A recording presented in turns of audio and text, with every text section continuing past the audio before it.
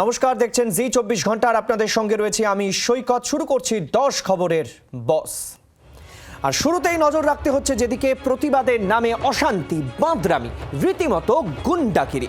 বাম কংক্রোচদের মিছিল থেকে ধর্মতলায় ধুন্ধুমার, খবর করতে যাওয়ায় জি24 ঘন্টার সাংবাদিকদের মারধর, ভাঙা হলো ক্যামেরা। প্রতিবাদের অধিকারকে সমর্থন করেও প্রশ্ন করতেই হচ্ছে, এরা কারা? ছাত্রছাত্রী, জেনজি, নাকি জেনজির জার্সিতে দুষ্কৃতী?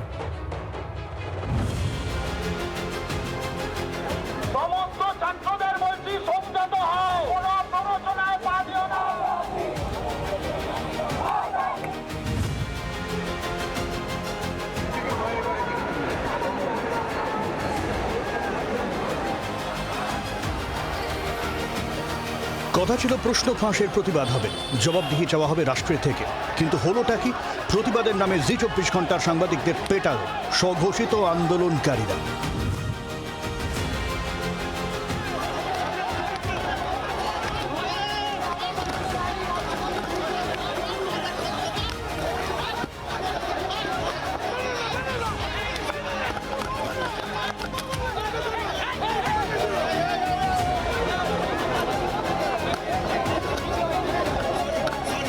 কলকাতায় ককরোচদের মিছিলের অনুমতি দেয়নি পুলিশ, তার বদলে বাম ছাত্র সংগঠনগুলোর মিছিলে যোগ দেয় ককরোচরা। শুক্রবার দুপুরে শিয়ালদা থেকে শুরু হয় মিছিল। বিকেলে ধর্মতলায় মিছিল পৌঁছানোর পরেই উত্তপ্ত হয় পরিস্থিতি। পুলিশকে লক্ষ্য করে ইট, জুতো, বোতল ছুটতে শুরু করে বিক্ষোভকারীরা। পাল্টা লাঠি চালায় পুলিশ, ছোড়া হয় কাঁদানে গ্যাসও। এই খবর সংগ্রহ করতে ধর্মতলা চত্বরে উপস্থিত ছিলেন আমাদের একাধিক প্রতিনিধি। মিছিলের নানা প্রান্ত থেকে নিজেদের কাজ করছিলেন। হঠাৎ করেই আমাদের প্রতিনিধি পিয়ালি মিত্রকে ঘিরে ধরে একদল বিক্ষোভকারী।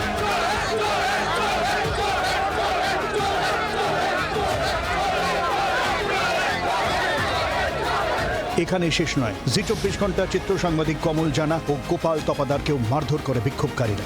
পেছন দিক দিয়ে চুল টেনে টানলো, যখন দেখছে আমাকে সরাতে পারছে না। আমি তখন ক্যামেরা নিয়ে আমি ভাই চলে যাচ্ছি তো, কেন মারছো? কেনে এখানে আর চুল ধরে ধরে চাটা মারছে, শুধু প্রচণ্ডভাবে আমাকে কোকে অন্তত 7-8টা লাথি, এদিকে লাথি, পিঠে লাথি। ওই একটা ছেলে আমায় বাঁচালো, নাহলে আমাকে আজকে বোধহয় ওরা মেরে ফেলতো। অয়ন শর্মা খবর পেল যে কমল জানাকে মেরেছে। আমরা কমল জানাকে খুঁজতে ওই চৌরঙ্গি থেকে ডরিনার দিকে হাঁটতে হাঁটতে আসি। আচমকা মানে অন্তত 500-700 পুলিশ ছিল, পুলিশের সামনে ফেলে মেরেছে, ফেলে পুরো মাথায় এখন কি শক্ত কিছু দিয়ে মেরেছে, এখন ক্রমশ এটা ফুলছে। নিটের প্রশ্ন ফাঁসের মতো স্পর্শকাতর ঘটনায় দিল্লি সহ দেশের নানা প্রান্তে বিক্ষোভ আন্দোলন চলছে। জেনজিদের ন্যায্য প্রতিবাদে জি24 ঘন্টারও সমর্থন রয়েছে, কিন্তু এদিন ধর্মতলায় যা হলো তা কি প্রতিবাদের উদাহরণ? প্রশ্ন উঠছে।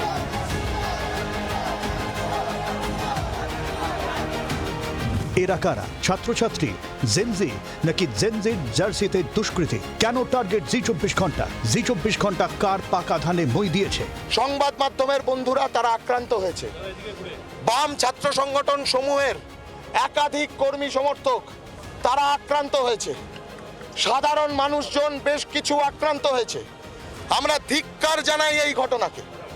বিজেপির গুন্ডারা এইভাবে পুলিশের সাহায্য নিয়ে ছাত্র আন্দোলনকে কালিমা লিপ্ত করার চেষ্টা করেছে। গণতন্ত্রের প্রতিবাদ হবে, আন্দোলন হবে, সরকারের থেকে জবাব চাইবেন জনতা। কিন্তু গণতন্ত্রের চতুর্থ স্তম্ভের ওপর কাপুরুষোচিত হামলা চালিয়ে আর যাই হোক সংবিধান রক্ষা করা যায় না। তবে আন্দোলনকারীদের মধ্যে লুকিয়ে থাকা এই দুষ্কৃতীরা যতই হামলা চালাক, জি24 ঘন্টার কণ্ঠরোধ করতে পারবে না। কারণ আমরাই বাংলার আওয়াজ, বাঙালির আবেগ। জি24 ঘন্টা। ছাত্র আন্দোলনে জেনজির জার্সিতে কোন দুষ্কৃতী, কার পাকা ধানে মই দিয়েছে জি24 ঘন্টা? যারা করেছে তাদের মার্ক করা হয়েছে, কড়া প্রতিক্রিয়া মুখ্যমন্ত্রীর।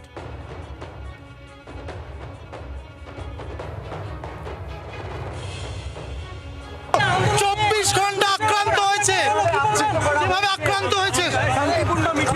শুক্রবার দিন বিশেষ দিন।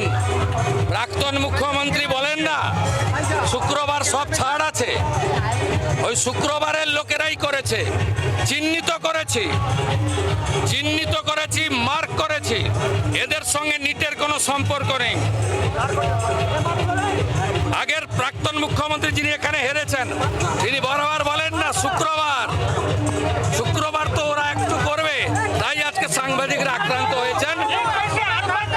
আমি আপনাকে বলি সব ছাড়ুন, শুক্রবারীরা যারা করেছে চিহ্নিত হয়ে গেছে। কয়েকটা দিন অপেক্ষা করুন, এদের কি করতে হয় আমি জানি। জটিলতা কেটেও যেন কাটছে না। সোনাম অস্বস্তি কাটলেও ককরোচদের এক টানা দর কষাকষি, শর্ত পাল্টা শর্ত। দ্বিতীয়বার কেন্দ্রের সঙ্গে আলোচনার টেবিলে বসেও কাটল না জট। শিক্ষামন্ত্রীর ইস্তফা নিয়ে স্পষ্ট কোনো বার্তা কি পেল ককরোচরা? কেন্দ্রকে 24 ঘন্টার ডেডলাইন।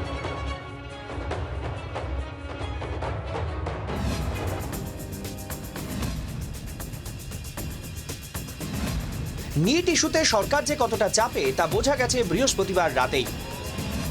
সরিয়ে দেওয়া হয় কেন্দ্রের উচ্চশিক্ষা সচিব বিনীত যোশীকে। উচ্চশিক্ষা সচিব পদে নিয়োগ পান নরেশ পাল গঙ্গোয়ার। বৃহস্পতিবার মাঝরাতে সোশ্যাল মিডিয়ায় ভিডিও বার্তা দিতে হয় প্রধানমন্ত্রীকে। কিছুক্ষণ পরেই কিছুটা স্বস্তি কেন্দ্রের। শিক্ষাবিদ সমাজকর্মী সোনাম ওয়াংচুক অনশন ভাঙেন।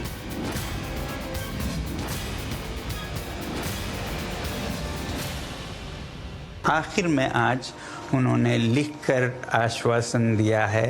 There's a statement from the government side.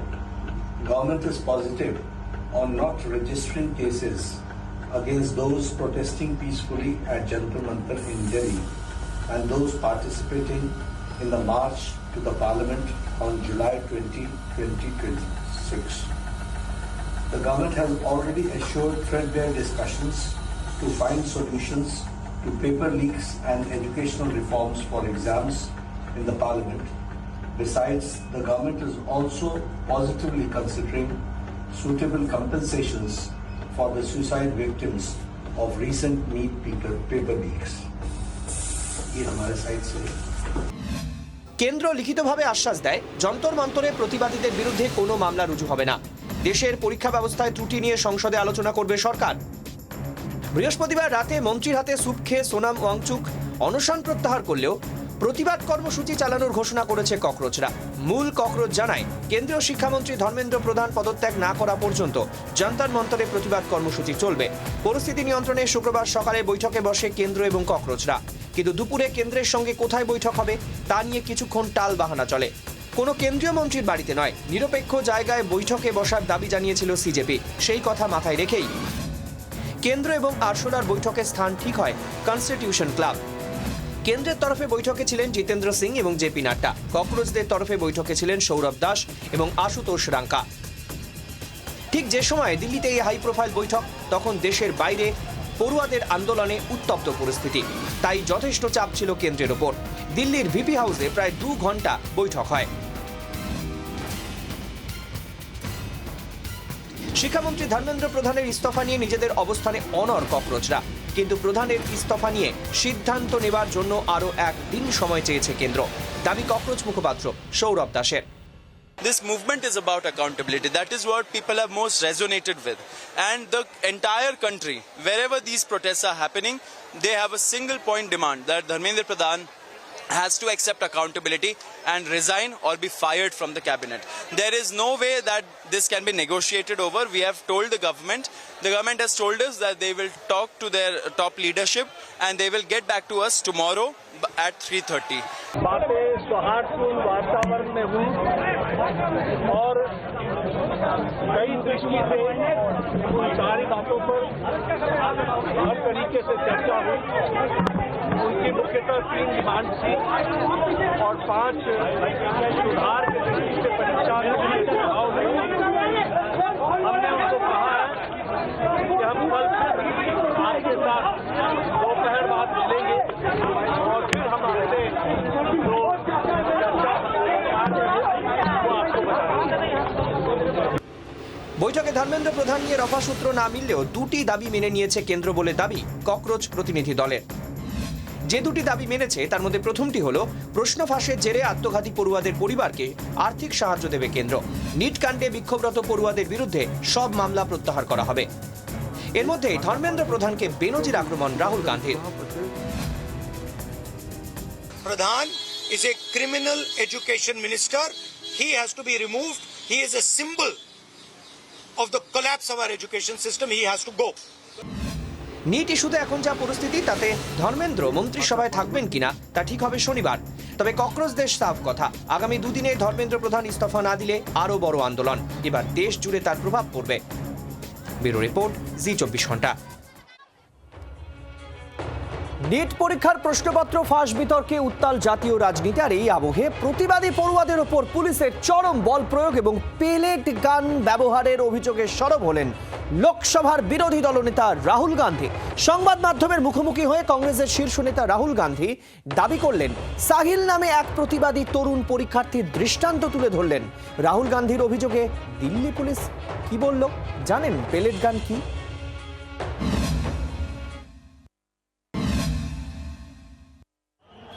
যন্তর মন্তরে 20 তারিখের বিক্ষোভে রীতিমতো বেগ পেতে হয়েছিল দিল্লি পুলিশকে। লাখো লাখো ককরোচ পড়ুয়ার বিক্ষোভে কি দিল্লি পুলিশ সীমা লঙ্ঘন করেছিল? এই প্রশ্ন তুলে বিস্ফোরক অভিযোগ করলেন রাহুল গান্ধী।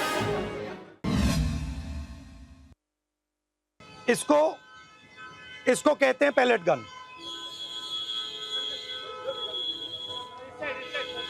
ठीक है, और इनकी आंख डैमेज हो गई है, इनकी आंख से इनको दिखाई नहीं दे रहा है। तो ये हमारे फ्यूचर है हिंदुस्तान के। ऐसे हजारों युवाओं पर पैलेट गन चलाई गई है। সাধারণত যে কোনো বিক্ষোভে পুলিশ কাঁদানে গ্যাস বা জল কামান ব্যবহার করে, কিন্তু দিল্লি পুলিশের বিরুদ্ধে রাহুল গান্ধীর অভিযোগ, নিরস্ত্র পড়ুয়াদের ছত্রভঙ্গ করতে পেলেট গান অর্থাৎ ছররা বন্দুক ব্যবহার করার অভিযোগ রয়েছে। ছররা বন্দুকের আঘাতের চিহ্ন দেখিয়ে অভিযোগ খোদ লোকসভার বিরোধী দলনেতা রাহুল গান্ধীর। আরও অভিযোগ, সরকার এই বন্দুক ব্যবহারের কথা অস্বীকার করছে, মোদী সরকার মিথ্যে বলছে। सरकार ने कहा है कि कोई पैलेट गन यूज नहीं हुई है। कहा है ना, ये देखिए, ये है पैलेट गन। थोड़ा घूम जाओ, इसको कहते हैं पैलेट गन। কালীঘাটপন্থী তৃণমূল সাংসদ সাগরিকা ঘোষ এবং ডেরেক ওব্রায়েন এক্স হ্যান্ডেলে পুলিশের পেলেট গান ব্যবহারের ছবি পোস্ট করেছেন। সেই ছবিতে দেখা যাচ্ছে বিক্ষোভকারী একাধিক তরুণের কনুই এবং পিঠে পেলেট গানের আঘাতের চিহ্ন রয়েছে। যদিও দিল্লি পুলিশ বিবৃতি দিয়ে জানিয়েছে, বিক্ষোভকারীদের ওপরে পেলেট গান ব্যবহারের যে দাবি করা হচ্ছে তা অসত্য, বিভ্রান্তিকর। দিল্লি পুলিশের কাছে পেলেট গান নেই এবং তারা তা ব্যবহার করেনি। তবে দিল্লি পুলিশের এই দাবি মানতে চাইছেন না আন্দোলনকারীরা।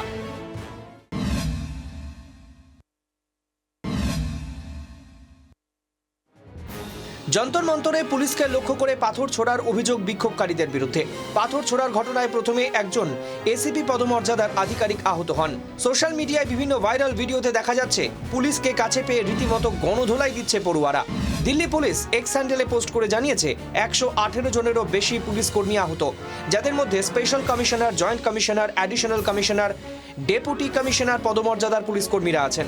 মারধরের সময় কি ঘটেছিল, কি বলছেন আহত দিল্লি পুলিশের এসিপি विवेक भगत।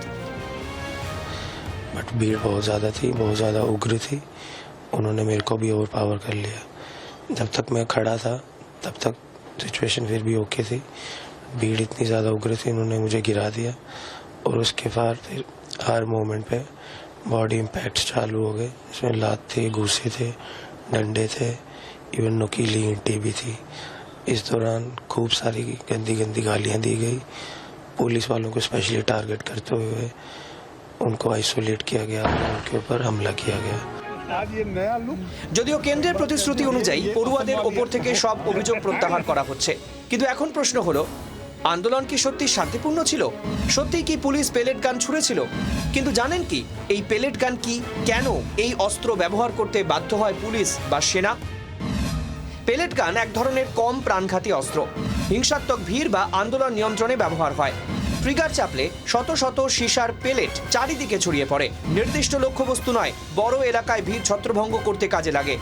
চোখে লাগলে চিরতরে অন্ধত্ব বা গুরুতর শারীরিক ক্ষতি হতে পারে।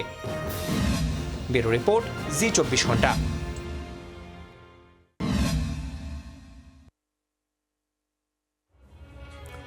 নিট প্রশ্ন ফাঁসে ন্যাশনাল টেস্টিং এজেন্সির ভেতরে কি গলদ ছিল? এই গুঞ্জন প্রথম থেকেই শোনা যাচ্ছিল। এই মত অবস্থায় বড় পদক্ষেপ করল কেন্দ্র। এক ধাক্কায় 47 জন আধিকারিককে অপসারণের সিদ্ধান্ত নেওয়া হয়েছে। অপসারিত আধিকারিকদের মধ্যে বেশ কয়েকজনের বিরুদ্ধে প্রয়োজনে ফৌজদারি মামলা হচ্ছে। ন্যাশনাল টেস্টিং এজেন্সি মানে এনটিএ রিস্ট্রাকচারিং এ সবচেয়ে গুরুত্ব দেওয়া হয় আউটসোর্সিং এ। প্রশ্নপত্র তৈরি, ছাপা, এক্সাম সেন্টার পরিচালনার ক্ষেত্রে এই এনটিএ যে থার্ড পার্টি সংস্থার ওপর নির্ভর করত, সেটা পুরো পাল্টানো হচ্ছে। 15 থেকে 20টি জাতীয় স্তরের পরীক্ষা পরিচালনার দায়িত্ব ছিল এই সংস্থার ওপরে। নিট, ইউজি, জেই মেন এবং সিইউটির মতো পরীক্ষার দায়িত্ব থাকে এই সংস্থার ওপরে। এই হিসেবেই এটা দেশের সবচেয়ে বড় পরীক্ষা নিয়ামক সংস্থা।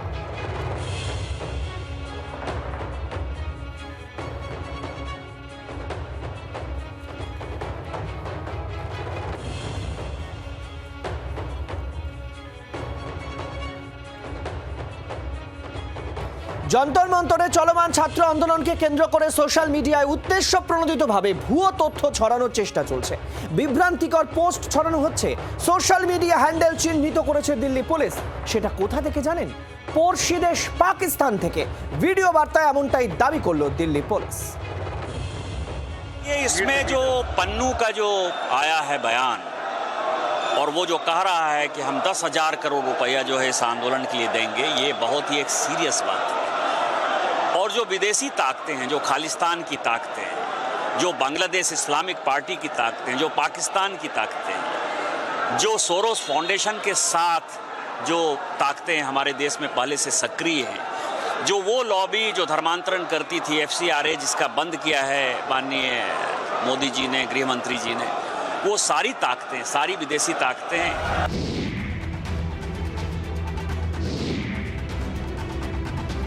আন্দোলনরত পড়ুয়া এবং ককরোচদের দাবি বা আন্দোলন নির্দিষ্ট ইস্যুতে হলেও তাতে সরকার বদলের খেলা খেলতে চাইছে পড়শি বিদেশিরা। ডিপ স্টেটের জল্পনা উড়িয়ে দেওয়া যাচ্ছে না।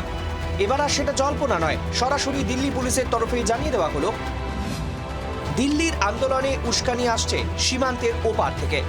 পড়ুয়াদের আন্দোলনকে ভুল পথে পরিচালিত করতে সক্রিয় পড়শি শত্রুরা পড়ুয়াদের আন্দোলনকে সরকার বদলের আন্দোলনের দিকে ঠেলে দিতে চাইছে জঙ্গি জিহাদি দেশগুলি।